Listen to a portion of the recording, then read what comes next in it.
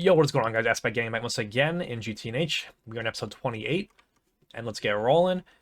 We're going to be doing something that is a little bit exploity, a little bit cheaty, but I've heard through the grapevine that you can do some funky stuff with a Thaumcraft Gregtech sword. So this is how you make it: Thaumium Rod, Aqua Sword Blade. So this sword has Fortune 3 and Looting 3 on it innately. So I have this other thing over here. This is a Draconic Evolution Disenchanter. Now, if I click this, I get a Fortune 3 book, and it's free. And then the sword, it's like bugs out a little bit, but if you just like swing it around, you can do it again. So this is definitely a way to get Fortune 3 books. And as you're gonna see, I have a use for these pretty soon. But yeah, this is the way that we're doing it. Oh, I got Looting 3 from that one. I guess that maybe it goes back and forth.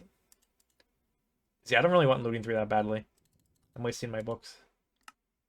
So you can specifically get Fortune books if you just do it once, swing the sword around, and then hit it again.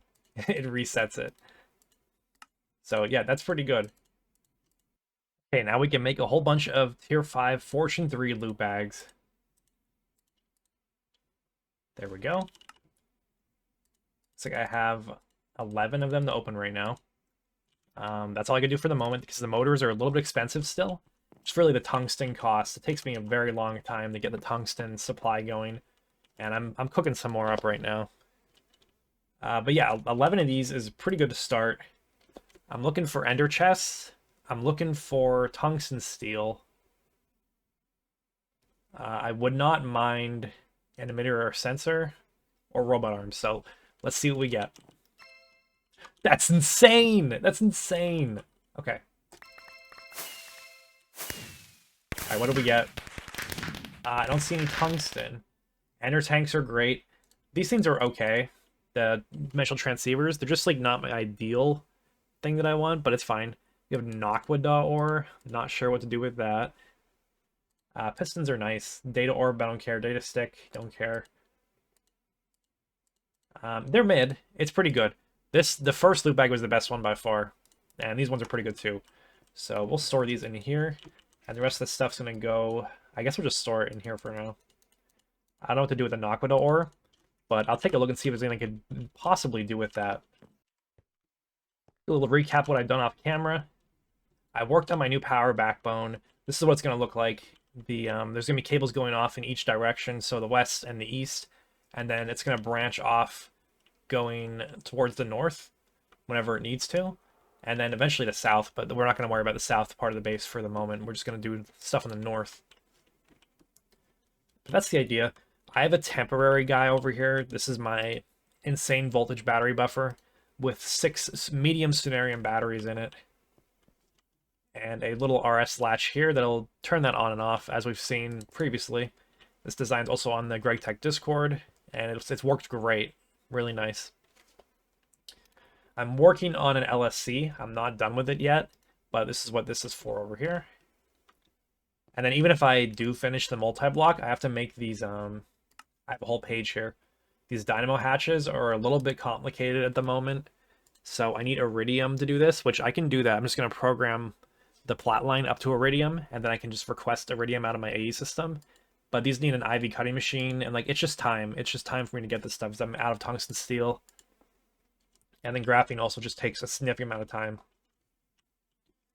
But I'm still heavily power limited in my base at the moment, so this will resolve the issues in the interim and will be a nice temporary like fix for it. So yeah, everything should be hooked up now and ready to go. What I want to do before I turn this on is stagger my coolant cells so they all don't break down at the same time. And then we should be good to run this single reactor. Okay, so I do have a backup of the world made. We're going to manually put a lever here, which can turn my reactor on. And we're going to just watch these cells tick and start swapping them out. Each zone has a different sort of like heat usage rate, and you just want to stagger them a bit so that they all don't die at the same exact time.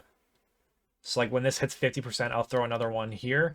And then these two will be staggered, so they're both not dying at the same time. And that kind of goes for all of them. Like, I'll just watch for when they get to, like, a pretty low point and just swap them out. My goal is to have like a pretty big surplus of coolant cells, so it really shouldn't be a big problem, like them not being staggered properly, but I just want to make sure that it's done like a kind of okay way. All right, I staggered them. I'm a little bit nervous, but I think I'm ready to turn this on. Okay, that means that it's on. The reactor is running, and I really need to make sure the coolant is getting swapped.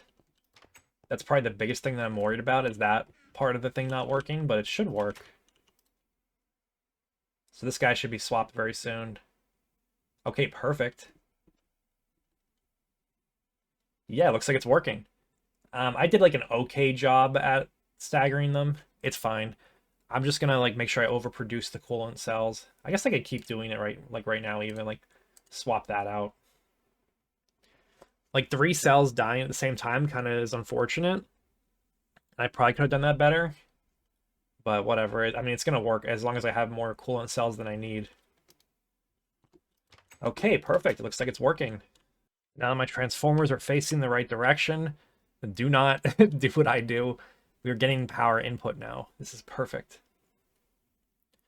I don't know why it's flickering between 49 and 40,000. You see how it's doing that? I'm not sure why it's doing that. It seems like everything's working perfectly. Level maintainer has maintained 40 fuel rods. I had to mess with the settings a little bit on this thing. So this needs to be on insert only with report inaccessible items is yes. And then the system works perfectly. And the coolant cells are going over there. And then now all we gotta make sure is that this shuts off, that I did this correctly, but that'll be pretty apparent if the reactor shuts off when we lose power to this wire. I just made sure, I forgot to set this right here to the including batteries electricity storage, and now it shut off properly. So my first idea was to transform stuff over here for use, but like, I don't know, it's not good. I need to redo all of this. This is just garbage down here, this transformer mess.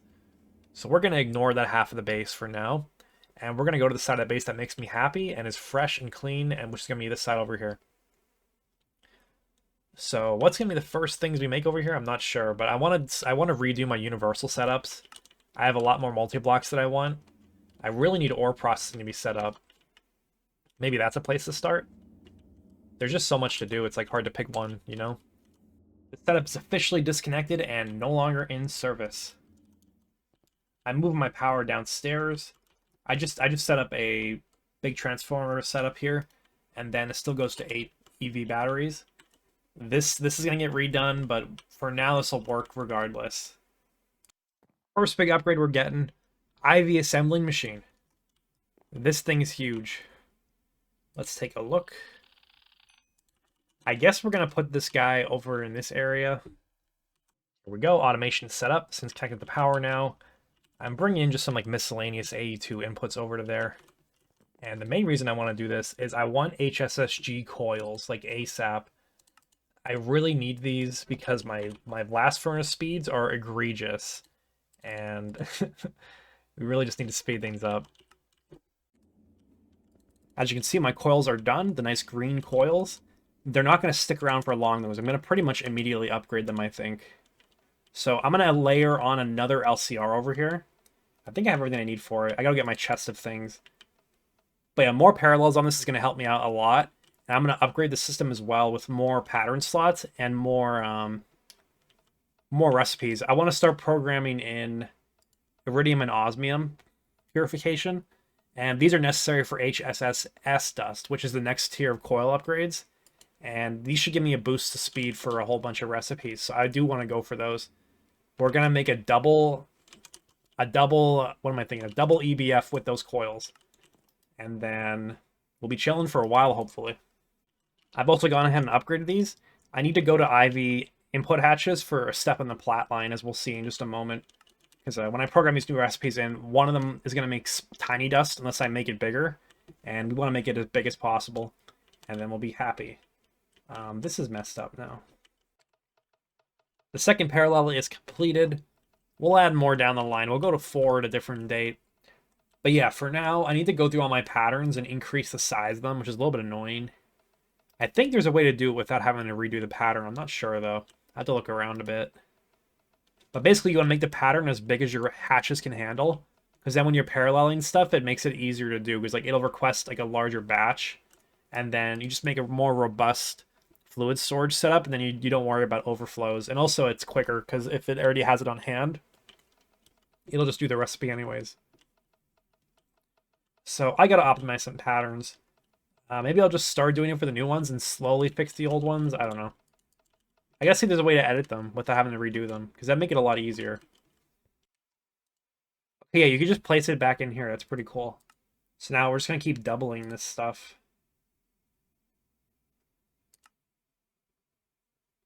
And yeah, our hatches can hold up to 64, I believe, right? Yeah, so that's how big we'll make them at most. And then you just re-encode it, and then you can put it back into the wherever it came from. And I forget where it came from, so I got to figure it out. This is actually pretty easy to do. I have the exact name of my LCR and copy paste. So then I fix my pattern, and then I just hit Control V as soon as I get in here, and I can just put it back to where it belongs. So this is pretty nice, actually. We're able to optimize very quickly. All right, so now I'm going to program some more Platline stuff. I've never actually done this before. This is the line to get rhodium, or maybe it's rhodium. I'm not sure how to pronounce it. I don't need this right now, so we're going to not do that at the moment, but I will need it very soon, and we can just program it when I do need it. But for now, we'll stockpile this stuff, which is good. Yeah, this leech residue. This is what's going to get me to osmium and iridium. Okay, it's a bunch of like EBF steps. I should probably make like a special EBF for the Platline things, aside from my regular EBF. And you know what? I have my coils left over. I have the TPV coils left over. I could use those. So I'll use those. This is just a whole bunch of steps to program. And like I could share one EBF with it. I don't really care. This is gonna go like instantaneously on like an EV or IV EBF with high tier coils.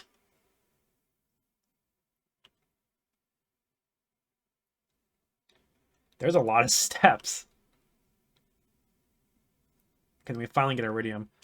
None of that looked particularly like difficult. So I guess we're just gonna start programming away, and we'll see where we get with it.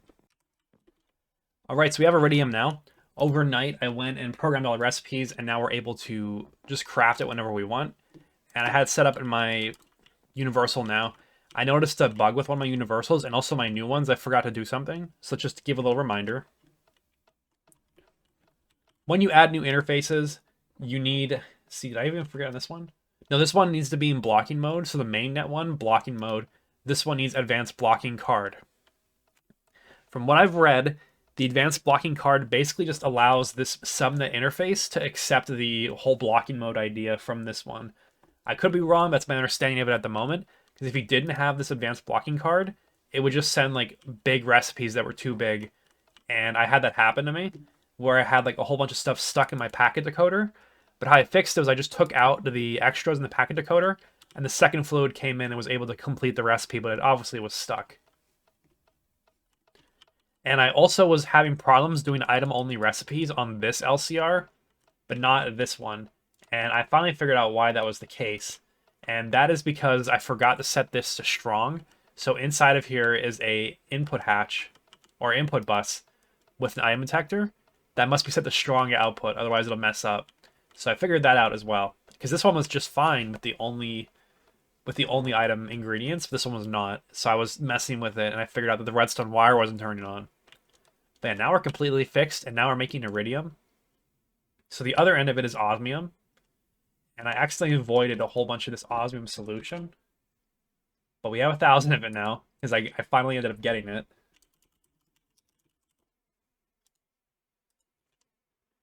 And this guy needs a distillation tower, and then you barely get anything out of it. But eventually you get osmium. It seems like it's going to take a very long time to get. Like, you don't get nearly as much osmium as you do iridium, but I guess it's okay, because osmium iridium is an alloy, and it takes more... It's 1 osmium and 3 iridium, I believe.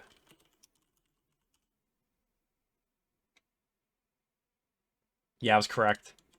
So, I mean, that is what it is. We're also getting close to being able to level maintain this stuff, but I need an automated format to acquire platinum metallic powder, which I do have something in mind. I'm just not going to execute on it at this exact moment. Let's take a look at these Platline setups that I have now. I'm able to request osmium from the system, so I got pretty much everything I need done. I have to upgrade the energy hatch on this, but that won't be a big deal. Yeah, what we got here is a subnet EBF. Basically, I have a dual interface on the main net, which has the recipes in it, and then a dual interface, which is on the subnet. The purpose of this is that these recipes have both liquids and solids in them, and to get them where they have to go, this is the best way to do it, to my knowledge, the quickest way to do it as well. So you have a fluid storage bus and a storage bus. It's the only two applicable places for items to go, and therefore they will go. And it's pretty much instant. The EBF runs when I can. I don't have the ME output hatches yet, but I should. And once I do, it'll be even quicker. So we're just using potent fluid pipes at the moment. Maybe it should be a quad pipe, but I think the single pipe is fine for the moment. Unless I run out of storage or something, who knows. But for now, it looks like it's working pretty well. I could just make more storage cells anyways. Those are so cheap. And then, yeah, this distillation tower is just too tall. Baby distillation tower. It needs to be IV for the recipe. I'll just throw another... I even have it right here. We'll just throw another energy hatch on it. And actually, I got to reroute the power just a little bit because I only have 4 amps of EV going here. So it will get its own transformer as well, so it doesn't power fail my EBF. And, you know, we should have a whole bunch of stuff in here, shouldn't we? Yeah, we do. Look at that. That's gorgeous. This is going to be so much osmium. And yeah, I was able to request it, so we're able to just make it straight up right now, which is pretty cool. So let's go down to the underworkings, and then we just need to set this up. Distillation towers can do double hatches, so we shall do that. And then, like I said, I just got to rearrange down here a little bit. And there we go. We're now creating osmium solution. So the way I ended up doing this was I redid the wiring a little bit. Transformer for the IVs going here, and then it branches off to 2 EV transformers. It's in a cleaner way than it used to be. I guess I'm happy with the way I'm doing it. I'm not really sure. I think it's okay. Definitely better power routing than I was doing previously, and just better routing overall. So we'll try to keep it up. The one thing I don't like about the way I did this is that if I want to upgrade to like Quadra Distillation Tower or something, it's a little bit annoying with the place it's set up. I can justify that by saying that if I do that, we'll go to Dangotes, so I gotta rebuild it anyways. But I guess we're chilling. Everything is temporary, like, once you realize that, like, nothing you build is permanent. You can just tear it down. Especially now that I'm really close to getting a Vajra. It makes it a lot easier to tear stuff down. I think it'll be better for that. Okay, so did I get my first osmium yet? We did! Osmium completed. Let's go. Okay. What's next? I guess I'll decide what to do with this now. Now that I have a whole bunch of iridium, which should be done now. Yes, it is. I can make my my IV energy dynamos and stuff. So I can make my LSC is what that means. And I can get rid of this battery buffer that I had for like 1 day IRL. Oh, you know what else I want to do? I want to check in here. How are we doing on percentage? 46. Okay. That's been almost 24 hours running, and it's only at 46%. That's pretty good. I mean, of course, our usage rate on that will accelerate as I have more demand. But let me make sure it didn't... Yeah, it didn't even crafting because I was making a whole bunch of this stuff. The uranium is actually a bit of a problem right now. I need to get my shit together. I need to get my centrifuge going, and I need to get my stave alloy automatically being produced because I'm not doing that right now because I'm lazy. I need to get that going. We need to get a whole lot of stuff going, including ore processing. That is probably going to go over here as well. I'm going to reserve this row for the Platline for the moment, like a big zone for it. And I also have the vertical space as well, don't forget that. So we're just going to reserve a big zone for Platline multi-blocks. And because of the way that I'm doing things, I only need 1 of each multi. Or like, you know, like 1 zone of each multi. So if I want like a mixer, it's like a quadra mixer, for example. And yeah, it looks pretty good. So we're going to keep going, I guess.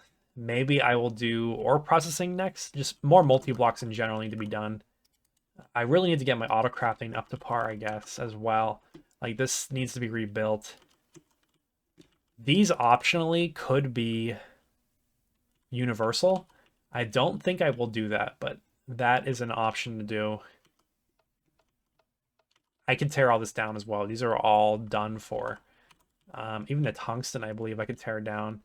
Unless, I guess the recycle loops are a bit annoying, but I could just make an electrolyzer to deal with specifically HCl and stuff that is to be recycled. Yeah, now we're getting somewhere. We're accelerating. Yo, the quest book got jokes. Look at this. Osmiridium is expensive, and you'll need it to make pure tears to get rid of your warp. That is so cap. You do not need that to get rid of your warp. I can prove that. I'm living proof. Until they remove it, probably. Oh, I need indium. Oh, that's what I really need now. Hold up. I can't make these yet. Okay, and for indium, yes, I remember this recipe. Hold on. I have a bookmark, don't I? I have so much garbage bookmarked. What is this? So you're gonna know if you already know, you know how much of a problem this is. Yeah, here we go. Bookmark that. This guy takes a ton of aluminum. It's just like a huge aluminum sink. And then indium concentrate is a bit awkward to make as well, if I remember. So you have purified galena and purified sphalerite. What this is telling me is that I think it's ore processing time, to be honest. I think it's time to stop using the steam washer and let's get some proper ore processing going. You know, we're going to end it here for today. It's going to take me a while to gather up the resources I need to make a whole bunch of multi-blocks over here. So I'm just going to call it. I'm going to go gather some resources and work at some alloys and stuff, because, you know, that just takes forever. And we got a lot done today anyways, like a lot. So we have a whole bunch of new stuff with the Platline. We have osmium and iridium. It's my first time reaching those two outputs of the Platline.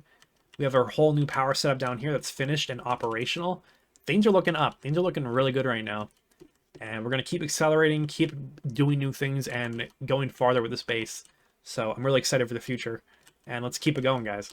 If you guys enjoyed, let me know in the comments down below. Let me know if you have any tips, because I'm still learning. This is the farthest I've ever gotten.